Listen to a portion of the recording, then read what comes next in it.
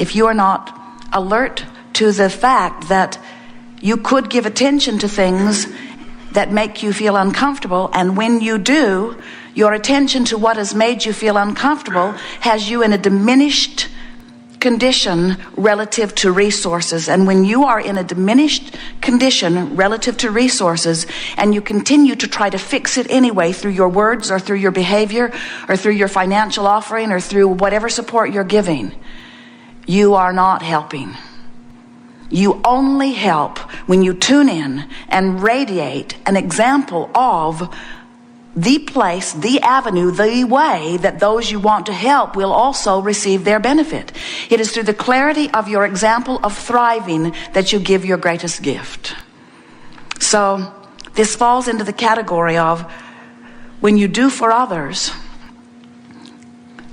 while they may think it was a good idea because you may have helped them out of an immediate bind, what you're actually saying in a stronger way is, I do this for you because I see you cannot do it for yourself. And that is the greatest diminishing understanding. When instead you see them in their diminished capacity, maybe they're sick, maybe they're broke, maybe they're ornery, maybe they're in trouble, maybe they feel defeated, maybe something has gone wrong, and they've confided in you and you are aware of it. And as you become aware of it, what happens in your awareness of it is you begin to offer a different vibration, because as you see them, as you don't want to see them and as they don't want to be seen, you activate a vibration within you that separates you from the way the source within you sees them. Because the source within you sees them as they want to be always, as they have become vibrationally, not as they temporarily are in their current state. When Jesus healed them, it was because he saw them in their perfect state of wellness, not in their state of dripping illness. So when you see them in their diminished state, just by virtue of your attention to that and you're wanting to be there for them, you activate within yourself a vibration that's different from the vibration that the source within you is offering about the same subject, which means you use them as your excuse to pinch yourself off from who you are. Not a gift to them and not a gift to you. But in the process of your conversation with them, and we will say in the process of your step one conversation with them, you know what you don't want, so you know what you do want. You literally put a vibrational version of them, the new and improved version, because you've been privy to the conversation and the awareness of what's going on with them. You put a new and improved version of them in your vibrational escrow, a version that you now owe it to yourself and to them to live up to. You have to keep up with what life has caused you to become. And now you have become, because of your conversation with them, someone who sees them differently than you did before. Because when you know what you don't want, you know what you do want. You have crafted, you have created a new vibrational reality relative to them. And the larger part of you has already become it. So now you have seen a glimpse of their success.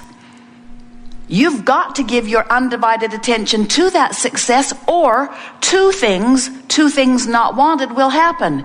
You'll be diminished, and so will they. You can't create in their reality, but when you hold someone as your object of attention and you don't feel good while you do it, you are not the influencer for upliftment that you were born to be. And law of attraction responds to whatever you're feeling. Haven't you ever walked into a room and known that there was a negative conversation going on about you before you walked in? Has that ever happened? You walked in, suddenly everybody stopped talking. And they had that, I just ate the canary smile on their face.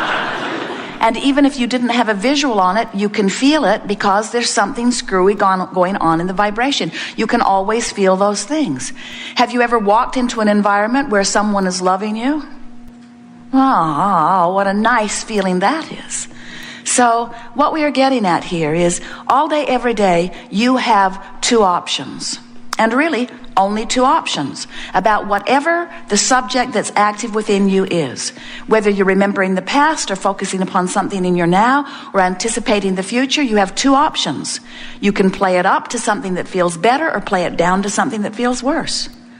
You can't find the best feeling thought that you've ever thought about it, maybe in this moment, nor are you likely to find the worst feeling thought you've ever thought about it in this moment.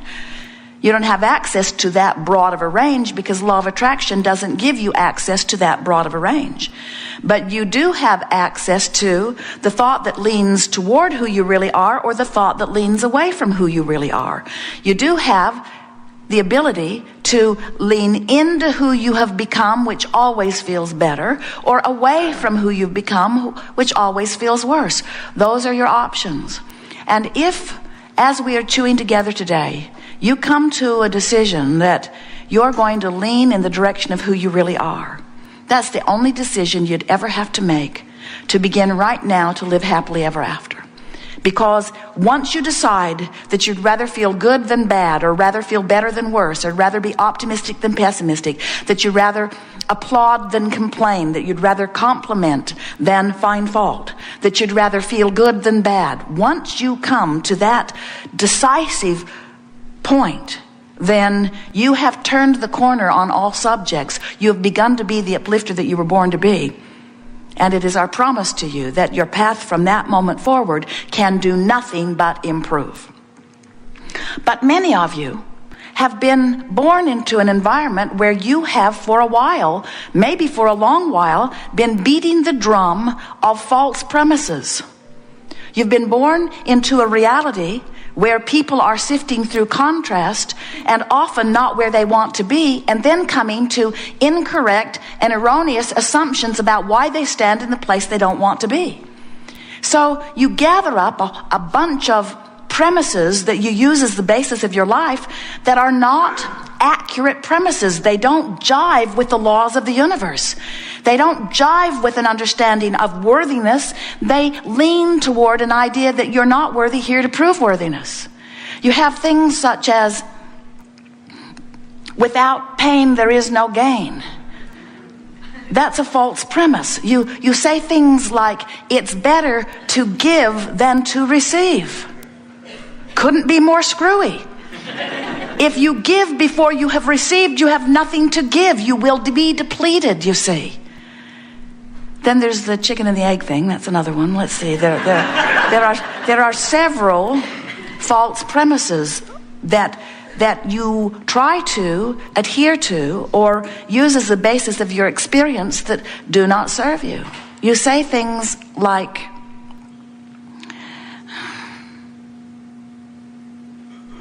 I'm here as an imperfect being, and that which is source is perfect. And if I jump through these hoops, I will catch up.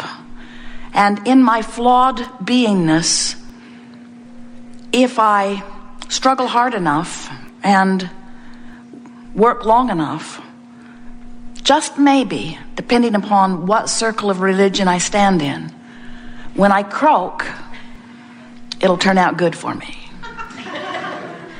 But there's so much inconsistency in that now almost everyone you know is terrified of dying because you don't think you're ready. There are people who really don't want to be in their physical bodies anymore that hang on because they're not sure it might be worse later. That's a false premise. When you reemerge into non-physical, you release all doubt and fear and all resistance. And you become that being that life has caused you to become. The exhilaration in releasing resistance cannot even begin to be described in your physical terms. What you call death experience, we call it croaking. We like to be as disrespectful of the idea of death and endedness as we can. Those are false premises that hinder your approach to life experience. There's another one. It's, I must face the truth. I must tell the truth. I must tell it like it is. I must give my undivided attention to what is right now. And in order to be honest, I must make sure that everyone who comes near me knows that I see it this way. How are you doing? Terrible. Did you get that job? No. I'm as broke as I was the last time you asked me. How's your relationship? Terrible. She's still mean to me every day. She makes me do stuff I don't want to do. How's your employer? Well, he hasn't been hit by that truck yet. I'm still working on that. In other words, there is this, oh, well, we are exaggerating only slightly, because often you don't say those things because they're frowned upon. That's another false premise. You can feel things deeply, but as long as you don't say them out loud, it won't cause you any problem. Because it's only when you say them out loud that other people hear them and respond to them. Well, is that true? Or can you feel what was going on when you walked in the room? Can you keep vibrational secrets from others? Can you keep it from the universe? Can you keep the vibration that you're offering and the way you feel a secret from law of attraction that is responding to your vibration? You can't, can you? So there are so many false and screwy premises that people have been dabbling in, listening to, trying to conform to, and then when they don't get any kind of consistent results, then they assume the greatest false premise of all. I must not be worthy, because if I were worthy, things would be going better for me. And that one, oh, that's a killer. In other words, that's the one that cripples you the most. That self-deprecation, that feeling of not enoughness, that feeling of incapability, that feeling of powerlessness. Those feelings are the feelings that are the most representative of the powerlessness, which is the opposite of who you are. It is the greatest false premise of all. So, as we come together, whether you are reading something we've written or listening to anything that we have ever said, we want you to understand that everything we offer and every word Esther translates from our vibration is offered with the intention of helping you to restore your awareness to the valid premises that match the laws of the universe. Because when you start consciously understanding the laws as they are, and you test them from that conscious awareness of them, they will prove to you every single time without exception of the validity of these truths. You are the creator of your own reality. You were worthy before you focused into this physical body, and you still are now that you've been here, no matter what.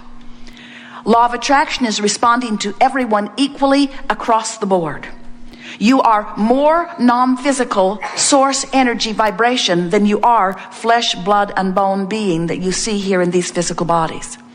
Law of attraction, which responds to everything, everyone, says that which is likened to itself is drawn. So whatever vibration is active, law of attraction is making it more active by bringing more things that match it to it. You are source energy with a perspective that law of attraction is responding to, and you are physically focused, leading edge genius creators out here on the leading edge of thought in your magnificent bodies in this time-space reality of perfect diversity, and law of attraction is responding to that aspect of you too. As law of attraction responds to both vibrational aspects of you, you feel the harmony or not of those two vibrational relationships. The better you feel, the more that part of you is in sync with this part of you. The worse you feel, the more that part of you, that physical part of you, is out of sync with this part of you. When life in your physical form causes you to know what you don't want, it causes you to know, whether you speak it or not, what you do want. And when that occurs, you emanate a vibrational request that the larger part of you receives and responds to and becomes immediately. And law of attraction in that instant begins responding to that newly formed vibrational version of you. There is a vibrational reality that is amassing constantly, which is the true you. There is the physical reality, the knock on wood, manifested, actualized, I can see it, taste it, smell it, hear it, touch it, reality. That reality is only slightly different than the vibrational reality in that what's already manifested, you've just been thinking about it long enough that now it's showing up to give you awareness of how you've been vibrating.